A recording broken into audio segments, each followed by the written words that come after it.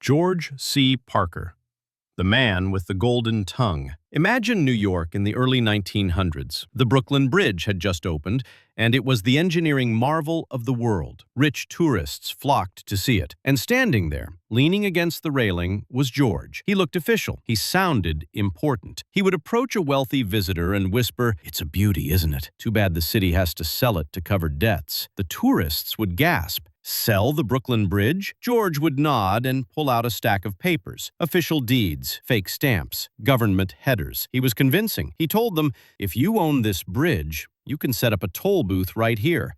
5 cents a person. You'll be a millionaire in a month." Greedy eyes lit up. George sold the bridge for whatever cash they had, sometimes $50. Once, he famously got $50,000 for it. He even opened a fake real estate office nearby to close the deals. The scam was so successful that George sold the same bridge twice a week for years.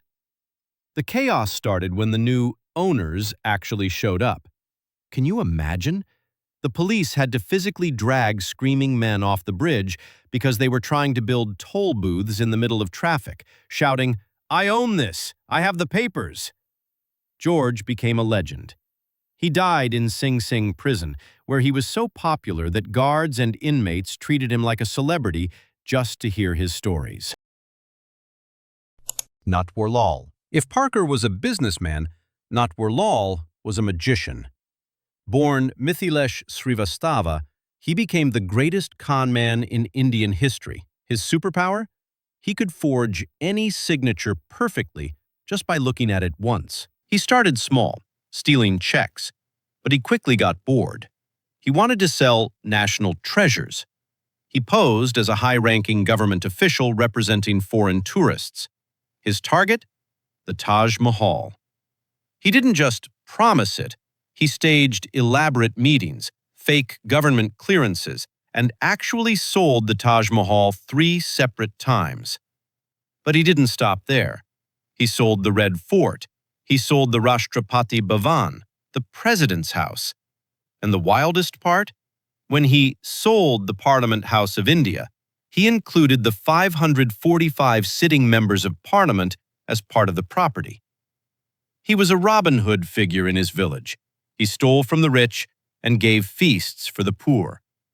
The police caught him 9 times, and he escaped 9 times. His final act was his masterpiece. In 1996, at the age of 84, sitting in a wheelchair, he was being transported from prison to a hospital. At the New Delhi train station, amidst thousands of people, he asked for a glass of tea and vanished, just disappeared into thin air. He was never seen again. Even his death is a mystery. His lawyer says he died in 2009. His brother claims he died in 1996. The man ghosted reality itself. Charles Ponzi, the man who broke the economy. 1920, Boston. Charles was a short Italian immigrant who looked like $1 million but had nothing in his pocket, until he found a loophole. He discovered international reply coupons. Basically, you could buy a coupon in Europe for pennies and exchange it in the US for stamps worth much more. It was a perfect arbitrage. He told people, "Give me your money and I will double it in 90 days. At that time, banks offered 5% interest per year. Ponzi offered 50% in 45 days. It sounded insane, but the first investors got paid. Word spread like wildfire. Suddenly, everyone wanted in. Cops, widows, factory workers. People were lining up down the street to throw cash at him. He collected $250,000 a day. He bought a mansion with air conditioning, which was rare back then, and a custom locomobile car. But here's the catch. Charles stopped buying the coupons almost immediately. It was too much work. Instead, he just took the money from new investors and gave it to the old ones. A classic pyramid. He kept the scheme alive for months purely on charisma. But when a newspaper calculated that there weren't enough coupons in the entire world to cover his profits, the panic started. Investors lost $20 million. That's nearly $300 million today. Ponzi went to jail, was deported back to Italy, tried to scam Mussolini, bad idea, and eventually died penniless in Brazil. But his name lives forever. Mary Toft, the Rabbit Queen. This is arguably the most bizarre hoax in human history. England, 1726. A poor woman named Mary Toft went into labor, but when the local doctor arrived, he didn't deliver a baby. He delivered a rabbit's leg, then a liver, then a whole dead rabbit. The doctor, John Howard, was horrified but fascinated. He wrote letters to the smartest men in London. Soon, the king's own surgeon, Nathaniel St. Andre, arrived. He watched Mary give birth to more rabbits. He examined them. He was convinced it was a medical miracle. News spread across Europe. Philosophers debated it. Could humans hybridize with animals? Mary was moved to a luxury house in London where crowds gathered to see the rabbit mother. But there was one skeptic. A German surgeon noticed something odd. The newborn rabbits had poop inside them, which meant they had eaten hay. How could a rabbit inside a womb eat hay? They put Mary under strict surveillance. No visitors. The births stopped immediately. Finally, a porter was caught trying to sneak a small rabbit into Mary's room. She confessed. She had been manually inserting parts of dead animals inside herself to fake the births. Why? She hoped to get a pension from the king. The medical elite of England was humiliated. Doctors were mocked in newspapers for years. And Mary? She went to prison for a bit, but mostly she is remembered as the illiterate peasant who trolled the smartest scientists in the world. Frank Abagnale Jr., the ultimate imposter. You've seen Leonardo DiCaprio play him, but the real story is even crazier. It started when he ran away from home at 16. He looked older, so he lied about his age. He realized that people trust uniforms.